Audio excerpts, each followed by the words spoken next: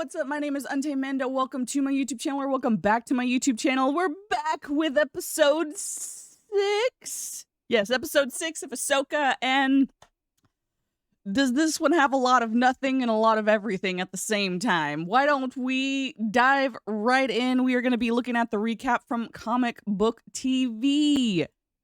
And I will put in my thoughts periodically while we are discussing this episode.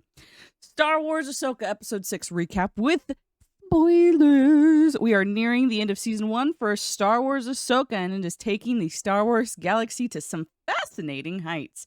As Ahsoka Tano has ventured into a new footing as a Jedi and mentor as the threat of Grand Admiral Thrawn draws near.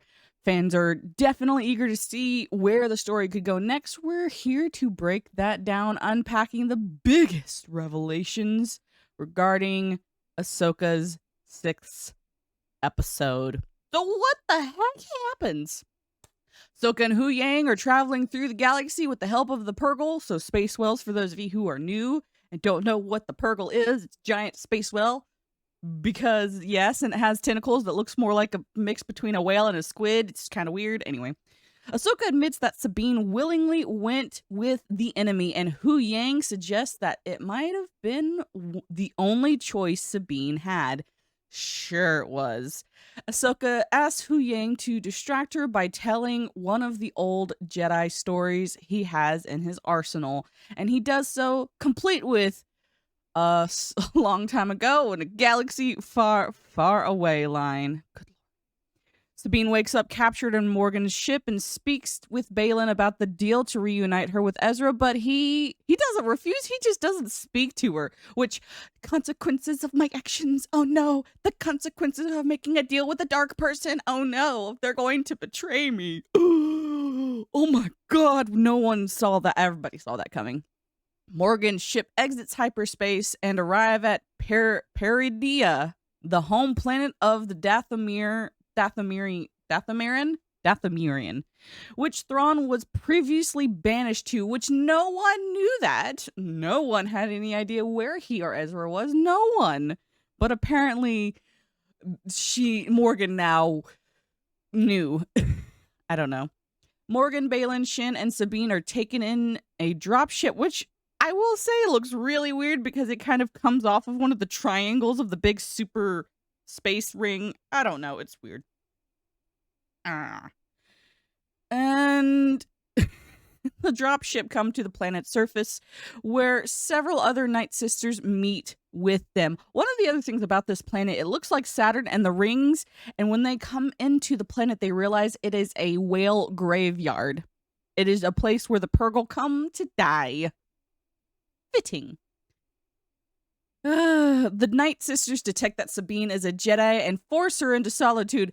How do they know? She has no force powers to this, and this she hasn't demonstrated any kind of force sensitivity or anything. Baylan continues to be amazed that this alternate galaxy even exists, and he and Shin talk about the old stories he previously heard about it. And whether or not the alliance with Thrawn can help make them real. Sabine uses the Force to Sabine tries to use the Force to escape her cell, but gets distracted by the arrival of Thrawn's ship, which is flanked by Enoch and a battalion of night troopers. Yeah, it was one of those things where you see you're trying to use the Force powers like we all do. Don't you even lie. You tried to use the Force powers to open or close a door, to bring a drink closer to you. We've all done it. It's okay to admit. I still don't understand. She's not a Jedi. She has a lightsaber. And she has been trained in the martial arts of lightsaber dueling. But she does not have an affinity for the Force as far as what we are seeing. I will say, Thrawn's arrival, I liked it. It was great. So his ship is just like, it's still damaged, and we see it just kind of floating in one. I don't know how it's still doing that, because like I would think after 7 years or so it'd be out of fuel, but it's just kind of very slowly hovering towards the Night Sister temple, where it kind of docks into not docks on one of the spears. I don't know. Correct me in the chat. And we see, of course, the ship open up, having a battalion of stormtroopers with battered and bruised armor. The armor looks really cool. I mean, it looks like what you would expect a armor to look like 7 years with no possibility of proper repairs and just trying to hodgepodge things together. Makes sense. I thought it looked cool. And then, of course, we see Grand Admiral Thrawn, and my God, it is the actor played him perfectly. I will have to say that's one of the highlights of this episode was we got a lot of Balin and we got a lot of Thrawn. Perfect. I hated every single minute that Sabine was on the camera. I hate her character. I hate it so much. But anyway, Thrawn thanks Morgan for helping to free him and is surprised to learn that Sabine has been brought as a prisoner, but thinks she'll be of great use to him. Well, duh, because she's gonna find Ezra for you. Sabine is brought to him and he frees her of her restraints, agreeing to give her passage to find Ezra, but acknowledging that their fates might end badly. She takes him up on his offer and gets on a howler, which is kind of like a wolf weird hybrid thing, to search the planet to find Ezra on her own. Thrawn promises that Balin and Shin will get a chance to kill Sabine and Ezra if they are reunited, which when they pan away after Balin and Shin Hati go, Thrawn is like, we might just leave them. I mean, they're not really important, and apparently it was General Balin's skull. Like, I had no idea he was a general in the Grand Army of the Republic. But apparently Thrawn did, which, I mean, that makes sense that he would know. But still, it's one of those, like, I really, really like Balin's character. It's his character is done so well. And Shin, of course, is asking him about, like, so what was it like to be a Jedi? You've trained me in the Jedi arts. And he's like, no, I didn't. I trained you to be something greater. And they have this kind of back and forth speaking about, like, what is he after? Because the Night Witches or Night Sisters and Thrawn are trying to leave the planet, and Balin wants to go to the planet, and he talks about there's a greater power that they're running away from. I think it's Ezra. Probably not. It's maybe Palpatine. Who knows at this point? Midway through her journey, Sabine gets attacked by bandits, and her howler briefly abandons her. This is very much Star Wars Rebels / Clone Wars kids. It was very cute. I enjoyed it because I'm a girl, and I enjoyed the cuteness of the howler being reprimanded like a little dog, because it's basically a dog. And I enjoyed the little comedic relief here. It's fine.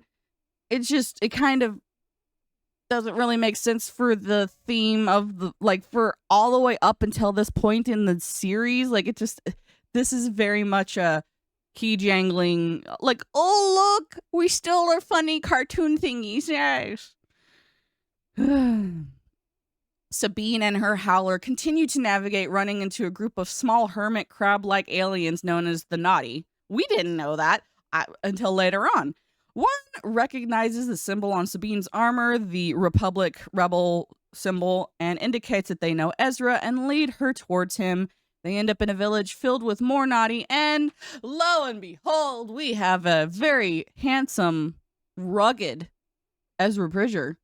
And yeah, he has a full beard, and they embrace. They don't kiss. They hug. I know. I was disappointed as well.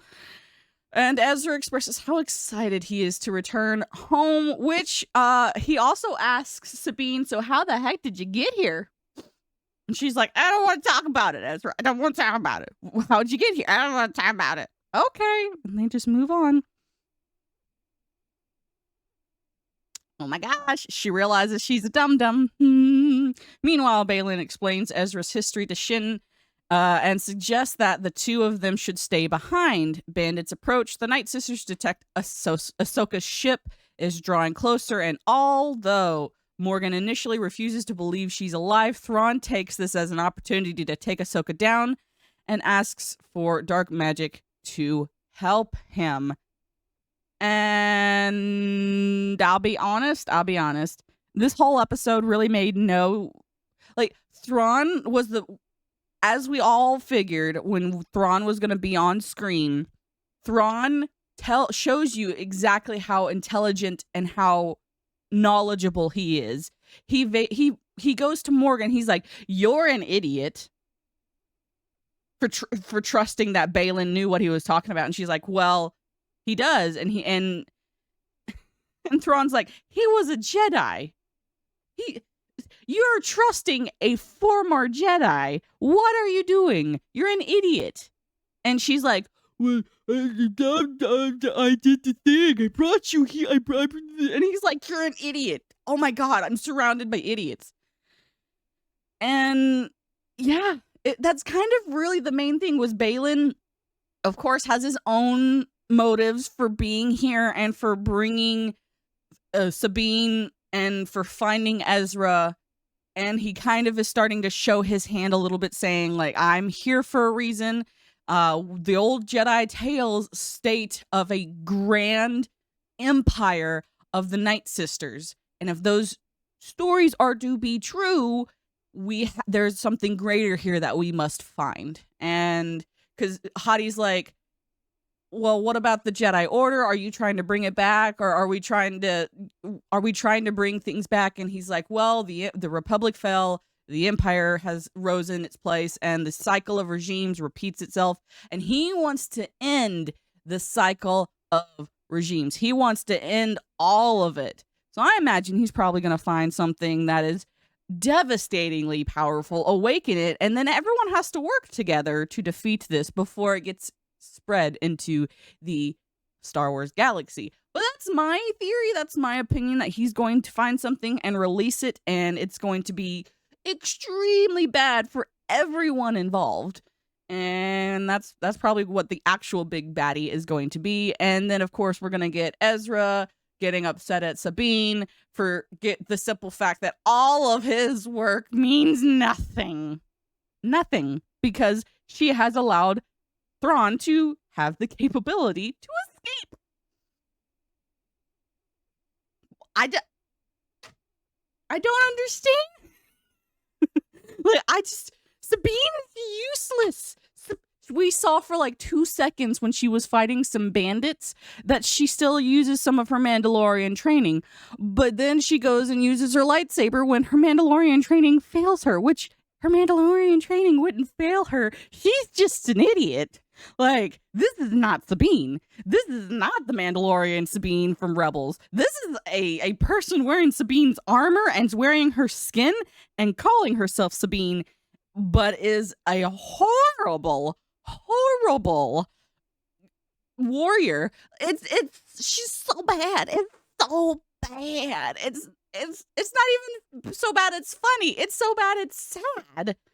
She's supposed to be a 30-something-year-old hardened warrior who fought in the rebellion, who was there at the Siege of Mandalore, who was trained in the Imperial Academy.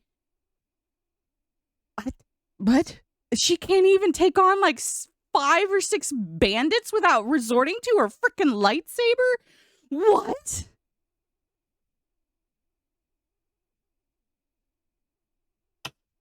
What is this? What is this? Who is this? This is not Sabine. Yeah, that's my thoughts. I think overall the episode was fine. The scenes with Baylan and Thrawn, perfect. Baylan knows what he's after. He does not trust Thrawn. Thrawn does not trust him. They're going to backstab each other. You see that right from the get-go. And it's amazing. It's wonderful. I love their dynamic. Baylan's got his own mission and things he wants to accomplish. And Thrawn's like, "I'm wanting to get the hell off this space rock. And if I have to backstab you, I will." Perfect. Great. Those two, fabulous. If we had an entire episode with just those two, it would be perfect. But no, we have to have Sabine, who has no idea what she's doing. She finds Ezra. Yay, we find Ezra walking around with some crab rock people. Yay. Makes total sense. Very anticlimactic. I really liked Thrawn's entrance best. Ezra's was... I mean, it kind of, like, if you know Rebels, you kind of know that's what to expect. It was very, like, consistent with Ezra, like, how he makes his entrances. It's fine, it's fine. Some of the cartooniness between Sabine and her howler was funny, it was cute, I liked it, but not because it was great Star Wars, but because it was just a cute little scene. Sabine's like, "You abandoned me, you dumb dog." "Oh my gosh, I abandoned you, I'm so sorry." It's funny. I liked it. I know most people aren't gonna like it, but I did. Give this a 7 out of 10. 7 because of Thrawn and Balin. That's it. Just because of those two people, I give it a 7 out of 10. So, yeah. Thank you guys so much for watching. We are getting close to the end. Thank the Lord. 2 more episodes of this hot garbage. And then we're going to be probably on the Thrawn trilogy or something. We're going to get a lot of Thrawn is what I'm assuming. So, you guys have a great rest of your day. Please don't forget to put your comments in the comment section down below. What are your thoughts on this episode? Did you like this episode? Did you hate this episode? Did you want to see more of Thrawn? And did you want to see Thrawn just annihilate everybody? Let me know in the comments down below. Don't forget to hit that like button, subscribe. We are getting so much closer to getting monetized. Woo! And I will see you guys in the next video. Bye-bye.